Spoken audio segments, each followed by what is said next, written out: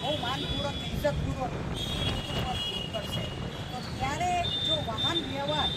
કારણ કે આ રૂટ ઉપર નાના નાના ટુ વ્હીલરો છે, ફોર વ્હીલર તો કોઈ શક્યતા બહુ નહીવત હોય છે,